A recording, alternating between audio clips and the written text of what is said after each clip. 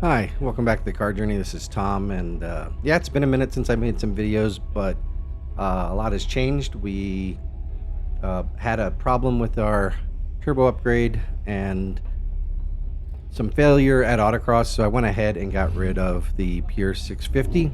Nothing wrong with the turbo, just didn't meet kind of the goals I had now that the goals have shifted, because the Supra is just going to be a track car from here on out. So luckily, was able to get the Pure 800 back from my buddy Eddie, who I sold it to, and put that back in the car, and it's running really well. But this is a July event, and July here in New Mexico is pretty hot, so definitely was struggling with the temperatures on this event. This session you're going to see here was from the second session, so it's probably about 80 degrees or so. Track temp's going to be well above that. And so we're going to try and run max power, which I've never successfully done at this track because the car will overheat. I had changed the rear spring, so now we're at a 14 kilogram front and a 27 kilogram rear. That's 1,500 pounds. Divorced. So the car's balance, as you're going to see, is much better. There's a lot less push in the car. Feels a lot more neutral, especially where it matters. And then I also worked on some cooling, added a better cooling fan, got rid of some things I thought were kind of obstructing hot gases escaping, and changed the 50-50 mix to like I'd say it's like 65-35 mix. And lastly, did the BMW M3 M4 cooling fans, 1,000 watt instead of, I think, the stock fan 650 watt on the cooling side. And then I also added methanol injection, so it's a 49% methanol, 51% water, distilled water. And unfortunately, it didn't work at all. So I definitely had overheating problems. On this event, we're still on the Vitours, the P1s, and I still don't like them. So this is probably the end for them, and I'll be selling them or giving them away because I just, like I said, never was happy with them. But this is it. This is session 2. First lap's going to be the fastest, and hopefully you enjoy seeing this development. I'm about a second off my personal best, but I think given the conditions, the track was pretty green from all the rain we got lately. That this was probably all there was. I could have driven better, of course, but I don't think there was 2 seconds of better, or second half of better. So here you go. Here's that lap.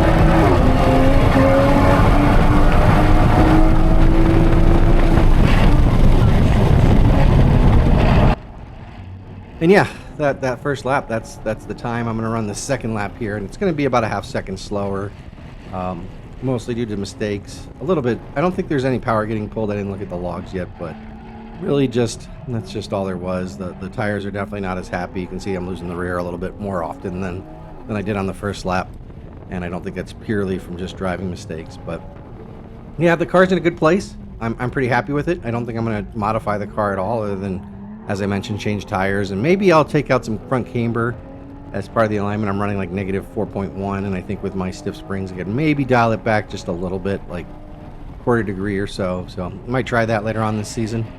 But yeah, another event here in four weeks. One of the things that's changed is, you know, you saw I did some autocross, and those videos are just never really done well unless it was the Type R.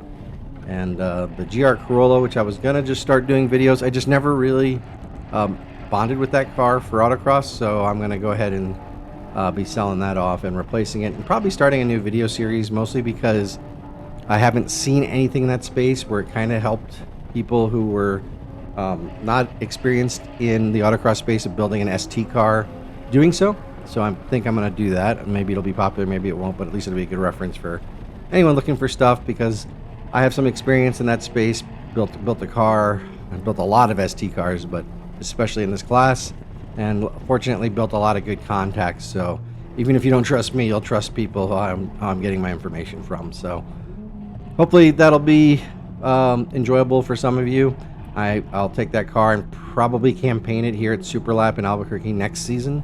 Still have some goals. Still want to get a 22 in the Supra. So, yep, that's about all I have. You can see I'm going to cool down lap here, and I think the next video will probably be just some, you know, hot laps from autocross in a couple weeks, but then a full video either when I get the car for the new series or the next Super Lap in 4 weeks.